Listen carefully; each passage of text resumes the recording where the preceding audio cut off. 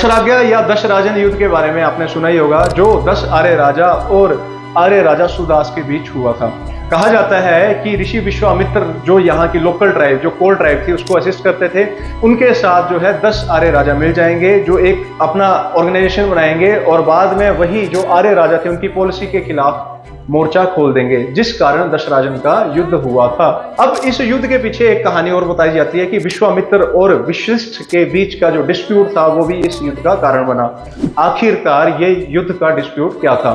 कहा जाता है कि ऋषि विश्वामित्र जो थे वो एक राजपूत क्लैन से थे, जो ब्राह्मण में अपने कर्मों के बाद बने थे बेसिकली।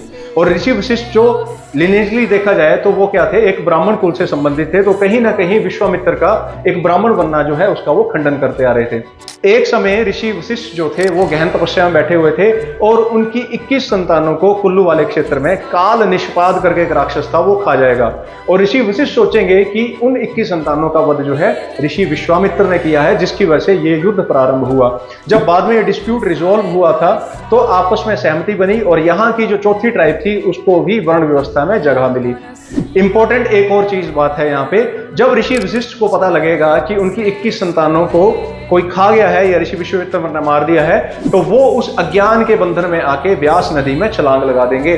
और जैसा कि आपको पता ही है कि पुराने समय में पेड़, नदे, नाले जो भी थे वो सारे बातें करते थे, तो वहां पे व्यास रिवर जो है वो ऋषि वशिष्ठ को उस अज्ञान के बंधन से मुक्त करेगी, नॉलेज देंगी। तभी से व्यास नदी का नाम विपाशा बना। विपाशा का अर्थ है बंधन से मुक्त करने वाली।